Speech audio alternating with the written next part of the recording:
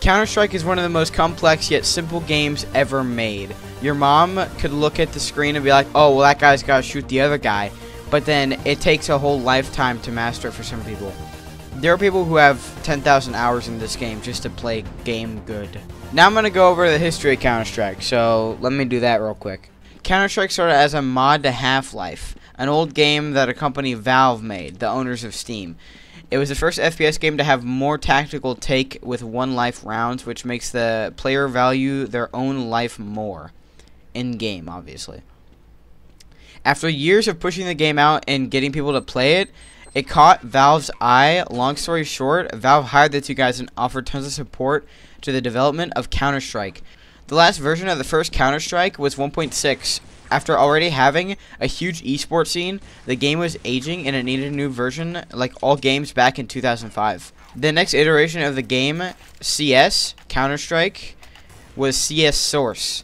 After Valve had made their own new Source engine, they also decided to make the new CS on said engine. There was a small community tiff as some people were hell-bent on using the aging 1.6 or the new guys who liked the shiny new CS Source because, well, I mean, it was new and it had new shit. There's a version called Condition Zero right before Source, and no one really talks about it because it's bad. CS Source was so similar compared to 1.6 looking back. The main difference was graphics. The other difference is modding. With CS Source releasing on Steam made modding the game way easier, leading to tons of people modding the game, making fun mutations. Side note, all the changes from CS Source to, or from CS 1.6 to CS Source were visual, like new animations and models, new ragdolls with the Source ragdolls. A lot of the sounds were the same. They made new footstep sounds, and the HUD was revised, but all the HUD elements were the same. Like minimap, the time, and all that. All the symbols were very similar, had a similar look to it, but it was just like newish. But yeah, overall, very similar game. Like a lot of the mechanics were very similar. In CS 1.6, there's a thing known as wall banging, which basically you shoot through a wall and still do damage to the other guy. A wall, it basically is merely concealment back in 1.6. You can wall bang almost everything. So, I mean, and CS Source didn't have much wall banging, so that's one reason that people were liking 1.6 still. In 2012, a new CS game was announced. Counter-Strike Global Offensive. Such a cool name. And it would be the new CS game for 10 years. Lots of changes were made. The game felt completely different from the older two games besides the fact that it ran on the same engine, Source. In fact, the game itself changed so much because of its long lifespan. If you compare an esports final in 2012 to 2022, you could see how differently the game was. The guy made a video on that. It's a Counter-Strike guy. He made a video on it. So, and that's the history of Counter-Strike mostly. There's a bit more to it, but that's essentially the whole idea. Can I say something? Because like a lot of people be hating on history and shit. Like they're like, oh, I don't like history. We need to look in the future, not the past. We need to be new, shiny, this thing, not the stinky old dusty past. But as the saying goes, if we forget about history, then we're doomed to repeat it. Sometimes, to see into the future, we have to look into the past. And now we have CS2, with a few changes on the surface, but many completely different systems underneath. Think of an ant colony when it comes to the code, and then a different ant colony. They look like a similar mound, but when you see underneath, the tunnel systems are completely different. New smoke grenades and a new slogan of what you see is what you get. And it's a perfect transition into the game's new mechanics? More importantly, recoil. Now to talk about the game mechanics of Counter-Strike, we need to talk about recoil. The basics of Counter-Strike is shooting the bad guy or the other guy. In older CS games, when you shoot, there's an invisible muzzle recoil that is only visualized through the tracers, the visual bullets coming out of your gun. Quick side note, Counter-Strike bullets are hit scan, no physics. When you shoot your gun, the game simply sends a laser out where you shot it, and then it scans to see if it hits somebody, aka hit scan. You connected the dots in your brain, didn't you? Yeah. So there's no leading the target, even though you can see the bullets come out and have actual bullet time. Back to the recoil. In older CS games, the recoil pattern was randomized, so tap shooting was the main way to do it back in the day. Things changed in CSGO. All guns had set recoil patterns, so every time you sprayed, it would follow the same recoil pattern for that gun. Accuracy has always been the same. The more you're moving, the less accuracy you have. Guns have different base accuracies, but you can still increase it by crouching and not moving. The least to most accurate goes jumping, moving, shift walking, no moving, crouching. I forgot to mention, in CS, there's no sprinting when you hold W. You sprint by default. You can hold shift to slow walk, so you make no noise when moving, and crouch to do the same, but also be more accurate. In CS2, this all changed. What you see is what you get, as their new motto. The new mechanic, called follow recoil, is set on by default for new players. The idea is what you see is what you get. With this setting on, it'll show you where you are in the recoil pattern, so you can try and better control it. All it does is move to the same position where your next bullet will go if you were to shoot at that moment. It makes the game way easier for someone like me who hasn't had 10 years to learn every spray pattern. Well, I mean, technically I've had 10 years, but I would have been 6 at the time. Less than. I would have been 5 to start playing Counter-Strike. And I'd have to have a competitive mindset.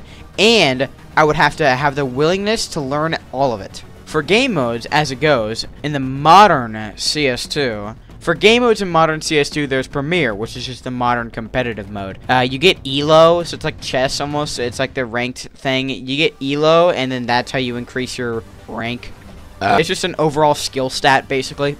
But the numbers are more inflated. So your average competitive Counter-Strike players will be up in near like the 25k ELO range. And then you also get specific ranks per map, which is like the new competitive mode. So like Premier is the new basic competitive mode, and then there's still what's called competitive, but that's kind of like the learn a map mode because you get a rank for each map, so you can kind of better yourself to learn those maps better. Then there's Wingman, which is just 2v2 like competitive mode, and I'm pretty sure smaller maps like with only one bomb site or something instead of 5v5. Then there's more casual modes like 10v10 casual. Then there's deathmatch, which is only up to 16 players, I think, because it's like 8 on a side. Deathmatch, and back in CSGO, they had it where it was like team versus team, so the CTs would still fight the Ts. In deathmatch mode, it would just be like each player still got their own score, but you couldn't friendly fire CTs. Now they've changed it to a free-for-all, so it's just like every man for themselves. I personally don't like that because it has the same amount of players, and it makes the game more chaotic.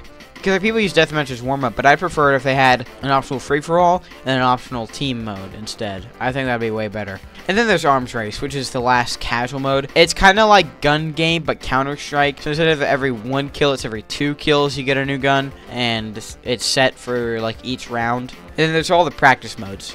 You can do that and just play against bots. One thing that's cool that I learned, and they updated this recently, if you go into a practice casual match and you have all the right commands, you can totally just set up like a fun 1v10 versus a bunch of bots, and then just keep doing that over and over for fun. I don't know, I enjoy it. And you can even be on a team with someone, and it's incredibly fun. Here's my list of commands for the 1v10 settings. In fact, most of the footage you're probably seeing now, which is just me talking over it, is probably the 1v10 footage that I recorded lots of because it was fun. The Counter-Strike formula is quite simple. It's 5v5 competitive. That's what Counter-Strike is pretty much known for. Typically, 2 halves, 12 rounds, a half, and 13 score wins you the game. The game mode is CTs defending bomb sites against the Ts. If the Ts manage to plant the bomb, then the CTs have 45 seconds to retake the bomb site and defuse it. And every half starts with a pistol round where you start with $800. So you have a choice to buy a pistol, buy armor, or go full save and buy nothing.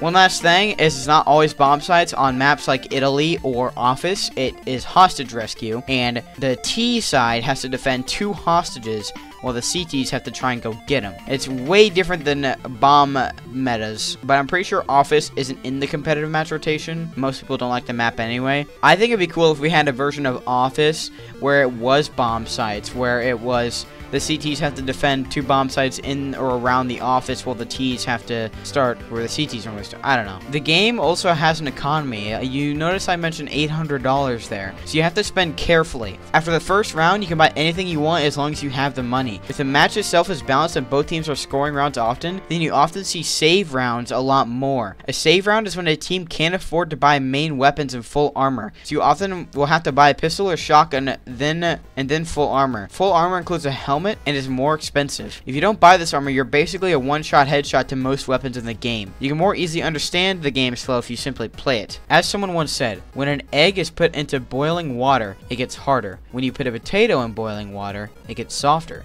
Dictate your environment, and don't let it dictate you. Here's a quick video from Morale that teaches you all the loadout stuff you need to know in CS2. Allow me to summarize. In CS2, there's a thing called loadout that you want to do before you get into the game. In the old Counter-Strike, it was a wheel because the game was originally designed to be on console. It's a big fucky-wucky that the devs did because the original people who worked on the game were dumbasses. They made a tower defense game, but it was a pretty good tower defense game, so I've heard. Basically, it was meant to be on console, which is a terrible idea for Counter-Strike. If you know Counter-Strike, you know. And even though you can change your loadout in a casual match, you can't in a competitive. And also, your teammates might not be too happy when you're just standing there, changing your loadout around, buying different guns, not really playing the game. So I would recommend either going into a death match or going into the practice match and then just testing it there instead and just finding the weapons you like. I will try and summarize the loadouts as much as I can, but skip to the timestamp if you don't really care about all that stuff, and skip to this timestamp if you just want to see a picture of my loadouts and copy it for now. And this timestamp if you want to skip the loadout stuff in general. I'm also going to be looking at the script for this part. Sorry, it's a long part. I can't really look at the camera that much. Sorry, I don't even know why I have it out. The loadout consists of 3 sections: pistols, mid-tier weapons like SMGs, LMGs, and shotguns, and then rifles, which is self-explanatory. Now here's how to set up them all. For pistols, on the CT side, choose the USB, and if you keep running out of ammo, then use the P2000. There's only 2 options here. So it's just basically the starting pistol is the pistol you get when you spawn in. You don't have to keep it. I would say the 5.7, the P250, and the Deagle are mandatory for CT. Only buy the revolver for a funny joke. The CZ75 is an auto pistol with low ammo. If you plan on camping a corner and then stealing a weapon, then use it. I personally would only use the dualies and then never buy them. For the T-side pistols is the same thing. Instead of the FN57, equip the Tech 9. The Tech 9 has really good running first shot accuracy. For me, I do the same thing on each side. 5.7 / Tech 9, P250, dual / revolver for fun, and then the Deagle. By the way, always equip the Deagle because you must. It's kind of like the same thing as the AWP. Even if you don't use the AWP that much, you should still like have it in case your teammate needs a buy from it, and then they hit a crazy clip, and then it's like, oh, thanks for buying me the AWP. I hit a crazy clip. Deagle, it's kind of the same thing. For mid-tier, I would say the MP9, the auto shotty are mandatory. Other than that, never use the M249 PP Bison or the Negev. Well, I mean, I use the Negev because it's a funny troll weapon for CT. But the M249 isn't bad, but it's too expensive. I mean, it's not that good. You can really use any of the SMGs. They all have their role. And when it comes to shotguns, it's a similar thing. They're all usable, but they have their own role. Your only goal is to find out whether you like it or not. It's pretty much the same thing on the T side, except you might want to equip the MP5 because it's the only suppressed weapon on the T side in the whole game. By the way, after this, I will quickly summarize every weapon in each section just so you can know what it does. 5.7 overall all-rounder good pistol. It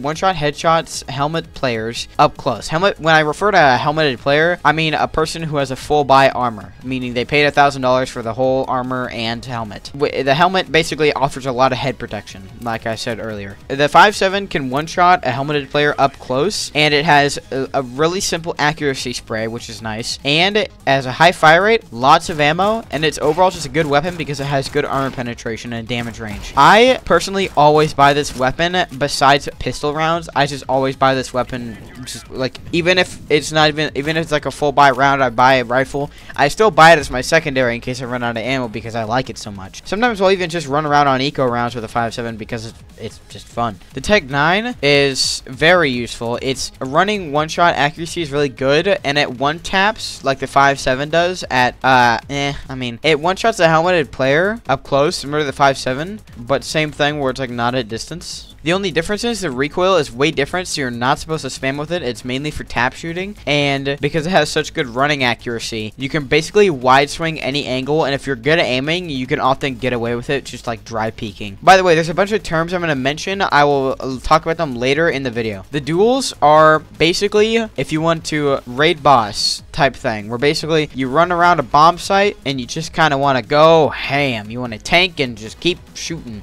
They have 30 bullets and very simple, easy recoil and good running accuracy, so you can basically just spam them. They're good for just running in and trying to do something. See, if you don't really have a game plan, just run in with the duels. The revolver, don't ever use it unless it's a joke or you're just incredibly cracked at the game. The revolver is really weird. It has a trigger delay. Basically, if you just hold left click like normal or click left click, it takes a second to shoot. It has a really weird mechanic that I can't really go into. But if you right click, it's just instant, but it's way less accurate. The Deagle is the op of pistols. It's a one shot to the headshot, and it's a heavy hitter, but it has not much ammo, crazy recoil, and has good accuracy and damage over range. The P250 is a good overall gun that has good armor penetration. It used to one shot to the head at close range, but people deemed it too powerful because it was only $300, so it got nerfed. But my only problem with the P250 is that it has very little ammo, so I never use it pretty much because I just spam too much. That's why I like the 5.7 and the Tech 9 so much, is because it has just they just have plenty of ammo. The CZ75 is like a pocket AK, or at least it used to be. Nowadays, it's not as much like that. As crazy recoil, only 12 bullets, and only one extra mag, so you really do have to steal another weapon if you're going to use it. The USP has a suppressor, and the P2000 has one extra bullet in the mag.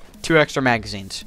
So they basically have very similar stats, but I'm pretty sure the USB has better damage over distance, and it's also quieter, obviously because of suppressor. Suppressors work very interesting in CS2. That they basically cap out how far away you can hear the gunshots. So basically, on a normal gun, you could hear the shots from like across the map, I'm pretty sure, or at least really far. With the suppressor, you can't. You can only hear them so close, and they are quiet, so you can like muffle the sounds with like a decoy grenade. Like you have your teammate with a Negev throw out down a decoy grenade, and then you start shooting at people, and it's, yeah. The other thing is suppressors in the game don't have tracers, so basically you can spam through smokes better because it's harder for an enemy to track down where you are spamming from. It's pretty much the same thing on T side. For mid tier, I would say the MP9 and the auto shotty are mandatory. Other than that, never use the M249, PP Bison, or the Negev. I mean, I use the Negev because it's a funny troll weapon for CT, but never use it on T side. It's not even good for trolling. The M249 isn't bad, but it's way too expensive for the performance. You can really use any of the SMGs. They all have their own role, and when it comes to the shotguns, it's a similar thing. They're all usable, but have their own role. Like the sawed-off, you are meant to camp corners with it because it only one-shots people that are right next to you. It would be a good CT side weapon, but it's not on the CT side, so, I mean, your only goal is to find out whether you like them or not. It's the same thing on the T side, except you might want to equip the MP5, because it's the only suppressed weapon on T side in the whole game. This is something that's used at pro level Counter-Strike. On the CT side, there are 7 rifles, so you're going to have to leave 2 out. Most people don't equip the auto sniper, although it's still an option for CT in my opinion. I mean, a lot of people don't use it because it's kind of like the Call of Duty weapon. It's a point-and-click adventure. The M4A1S and the M4A4 FAMAS AUG SSG-10 Scout and the AWP. The only 2 I would say that are a must is the AWP and the M4A1S. The rest are up to you to explore.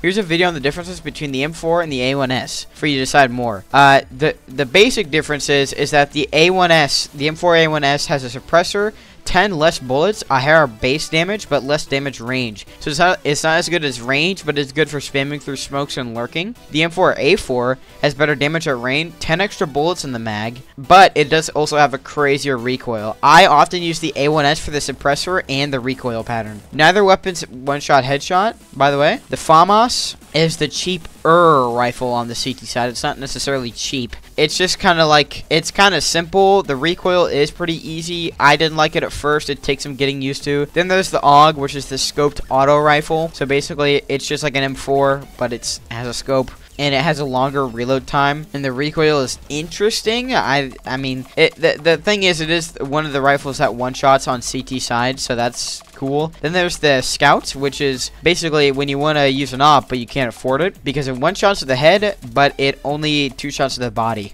And then the op is the op. It one-shots to the body and head. It's really good for wallbanging. I would only say that the A1S is required because most people use it over the A4, so when you buy someone a gun, they're probably expecting it. Now for T-side rifles. On T-side rifles, don't equip the auto sniper and equip the rest. Here's my loadout. As War Owl said, it's better to explore and find what guns you like yourself. Don't just copy mine, but do take notes. What I've given you is the foundation. Now you just have to build your loadout on your own. That's not quoted from War Owl, but that's basically what he said. And at the end of his video. Now here's something else with Counter-Strike. One issue with Counter-Strike is it's kind of like a gated community in a way. You have to have a PC in order to even play it. And I would say with CS2 you probably need around a $500 or more PC. Like it can be expensive if you want to get into CS2, but you don't have even have a computer. So the other thing is some people get very angry when you don't know how to play the game. The other thing is that you pretty much have to buy Prime for, I think it was $15 I got it for, because the game is free now, but you have to pay $15 to get in better Prime only lobbies. This is to try and negate the lots of cheaters, because when you make a game free, naturally there's probably going to be more cheaters in it because it's easier to get into. If you put a paywall behind that, then every time their account gets banned, they can't just make a new one because they'd have to pay for that again, which can stack up, which obviously also gets you money. It gets you money, but also it stops them from just cheating as much because they just keep getting banned. They're not going to want to cheat on your game anymore. So basically, you can still play in free lobbies, but you have to get Prime if you want to play in,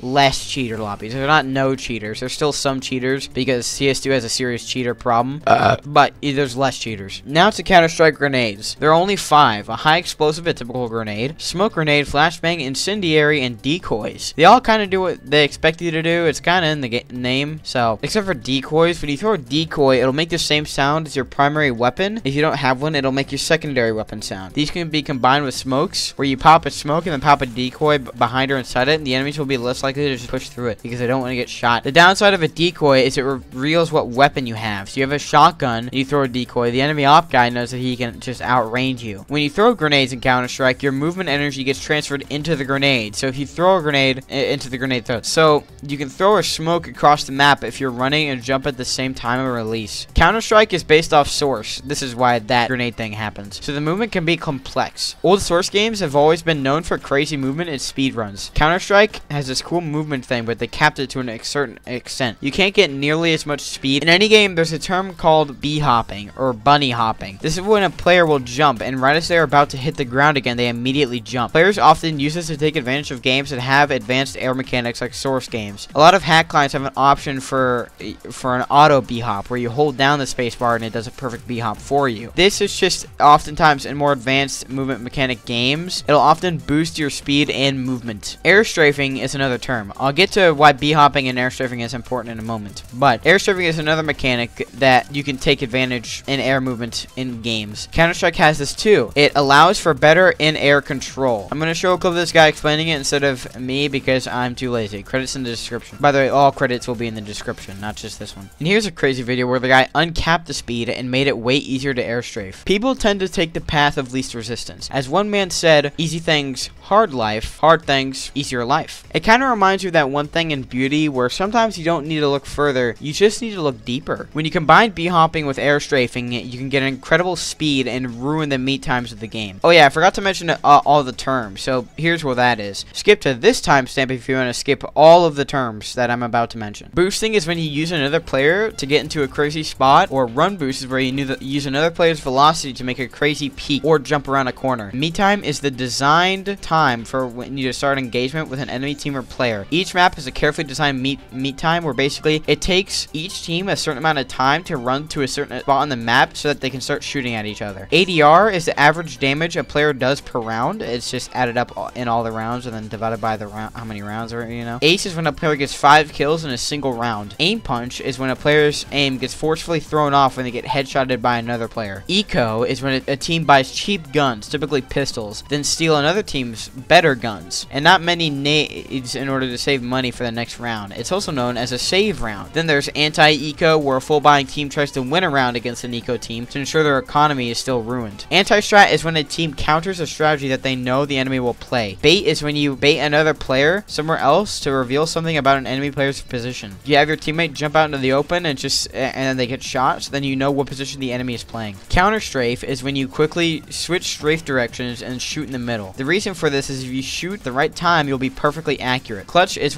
when you win a round that you basically weren't supposed to win, like a 1v5 and the one wins it. That would be a clutch. Or when your buddy says, "Trust me, I'll clutch," and he means he will win the 1v3, and then he proceeds to die. Fun fact: flash grenades have a specific amount of time before they go off. For other grenades, they will wait to go off for a certain bounce, like fire grenades will only go off on the floor or after enough time, and the smokes wait till they hit the ground or fire. This fun fact is important for the next term. Pop flash is when you specifically time a flash so that it goes around a corner right as it goes off. The War Owl over the shoulder pop flash is really useful for when you're solo queuing in competitive mode. Solo queuing, or solo queue, is when you go into a comp matchmaking solo. Comp is short for competitive game mode. By the way, CT is counter-terrorist and T is terrorist. One of the last major parts of Counter-Strike is the economy. You get different amounts of money for winning or losing a round. On either side, you get I was actually very wrong about the economy in some parts. Here's an image showing what it's actually like. Credits in the description as always. Note, the money is only given after the round, so you can plant a bomb, but if the CTs defuse it, it counts as a lost round for the Ts. Also, I forgot to mention this in the script, but if you lose, if the Ts plant the bomb and the CTs lose on the bomb blowing up and not by all dying, they'll only get 1,400 the next round. Same for the Ts if the CTs manage to defuse the bomb. So it's really wonky economy if it's like a landslide. There's a new feature in the game that will help out with you, like telling you the minimum amount of money that you have next round, aka if you die, lose the round again with no kills. So that's why you can plan ahead and decide whether or not to do an eco round. You'll get rewards for killing other players too, but different guns have different kill rewards. For example, if you want to gamble a bit on an eco round, you can buy the Nova shotgun. It costs $1,500 and the kill reward is 900. You can camp a corner and get an easy kill, and the gun almost pays for itself. All the shotguns have the same kill reward except for the XM1014. It recently got updated. The XM1014 is the auto shotty. It recently got updated to where it's only 600 now because it's kind of overpowered. The shotgun is known as the auto shotty because it's the fastest firing in the game and it's semi-auto. But better guns like rifles have a mediocre $300. The AWP gets you $100, which makes sense if it's known as the best gun in the game. And if you get a kill with your knife, you get a lottery winning of $1,500. Now that is Counter-Strike. I hope I was able to make the complex simple for you. And now I'm going to talk over all this gameplay that I have, which you can enjoy. Howdy gamers. That's a fucking awful term. I hate the term gamer, it's so stupid. I don't really have a script for this last part other than the gameplay, which the gameplay is pretty awesome sauce. It's just 1v10s as I showed in the commands earlier.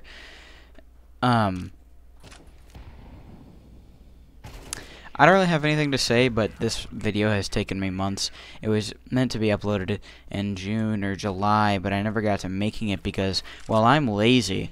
It didn't actually take that long. It's probably taken like a total of like 30 hours, 20 hours to more like 15. It would have taken me a day to edit if I really locked in, but I didn't really know what I was doing with the entire video. So I just was kind of an idiot, guys. I promise videos will not take this long in the future. I want to get to uploading again, but I'm going to do more gameplay videos, maybe talks, maybe less actual reviewing a game, and if I am, I'm not going to be showing every single little clip because this has been a nightmare to make with how many clips and little pieces and bits of info I need all at once.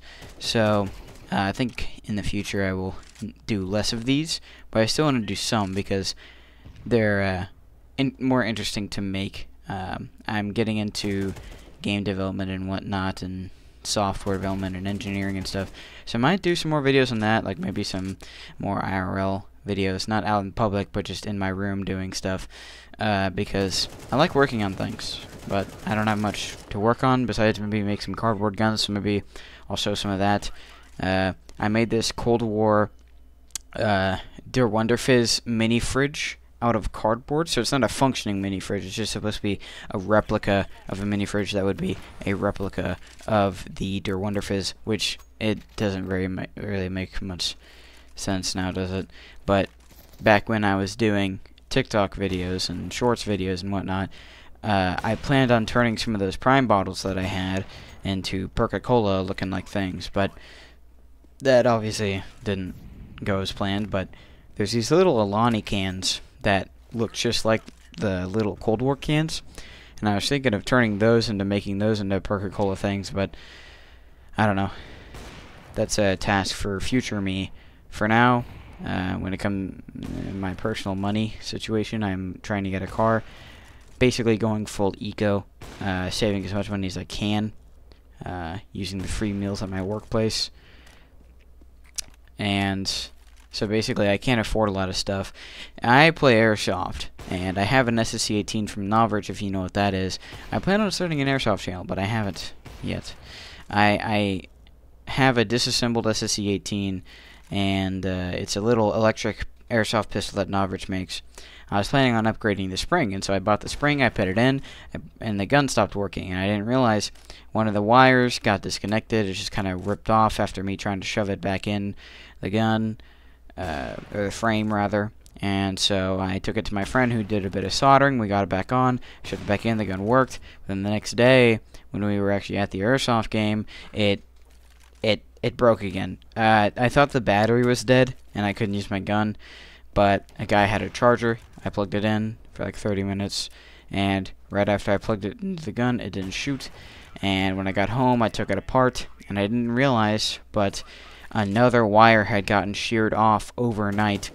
Either the soldering failed or something, I don't know, but one of the wires on the bottom of the electric motor just kind of fell off. It was one of the ones that we soldered on, so it might have been his lack in soldering skills. It might have been my stupidity. Maybe it was combined, but he's a rookie solderer, if you know what I mean. And so I haven't gotten that fixed. And during that day when it wasn't working, I took the Car 98 out for its own little game, just one game by the Car 98 by itself, and I'd dropped it or something, or slammed it a little bit too hard, and this big back piece just came off on the back of the bolt. And I think I lost another piece with it, because ever since, the trigger's been really awkward to pull. And I took it apart today with my friends over, and I felt really bad being a bad host and whatnot, but I really just wanted to figure out what was happening. And, well, the part that holds the bolt, or I don't know what that little piece is, the little protrusion that just kind of sits there whenever you pull the trigger. When you pull the trigger, it comes up, and I think it's for safety, but it doesn't want to go up and out. It sits too low to where it's visible, and it shouldn't be. And I think I lost a part that time, because now the trigger completely does not work, and my Car 98 does not work anymore, which means I no longer have any functioning airsoft gun. And, well, that's just fucking sad, because now I can't really plan anything with my friends. I haven't been in a minute anyway, but no money, and it's really just junk life out here. But I still have my PC, and I don't need any replacement parts for that, because it is a machine that will continue running. Although my GPU is lacking, I have a RTX 3060 along with a i9 9th gen. I believe it's a 9th gen. It could be 11th, but I believe it's a 9th gen or 10th gen. I don't even know if there's a 10th gen. I mean, obviously there's, right? I might be an idiot. It might be a 10th gen. I don't know. Either way, GPU's lacking compared to the CPU, because my CPU is fucking cranked up. It never goes above 60% when I'm doing literally anything with this computer, which is honestly really nice. And I got a really big cooler for it. It's air-cooled, but it is a massive fucking metal cooler with a fuck ton of heat sinks, and I really need to dust it off. But, man, the GPU fucking heats this place up, bro. My room gets so hot at night just from, I mean, first of all, my body, because I'm fat and have a bit more insulation, so I produce a bit more heat, but the GPU also lets out a lot, so I have two fans constantly running, and if my door's closed and my window's closed and it's summer, it gets up to fucking 80 in here, and it is a fucking hellhole. I wouldn't doubt that it got up to 90 at a few points during the summer, because it's just so fucking hot. That's one of the downsides to having a cranked up PC. I'll probably need my own personal AC, but it could be an upside to water cooling, even though that's for the CPU. I'm not sure. I have no idea about any of that. Either way, this is kind of like a rant part at the end of the video about what's going on. We haven't uploaded in a while. School has been schooling, work has been working, and life has been lifing, if you know what I mean. Now I'm a robotics club at my local school. Go Vikings. I'm in, we're team 19996 in FTC, and it's my first year in the club, but I'll be coming back next year for my senior year. And yeah, it's going to be a lot of fun. But then I also have a job on top of that. I work at, I don't know how much info I'm allowed to give out, but Hiva, or, you know, high poison ivy. Now imagine ivy, but with an H in front of it, and saying hi, and then saying V. That's where I work. They're only located in the Midwest. If you live outside the Midwest, you won't know what that is. Yeah, and I've been saving for a car, so life's been lifing. I will continue a more casual upload schedule, hopefully. And that's about it. See you fellers later. Hope you enjoyed the gameplay. Hope you enjoyed the video. I worked really hard on it. I will be putting less effort into future videos until I can not be being kicked in the ass by life. Yeah, see ya.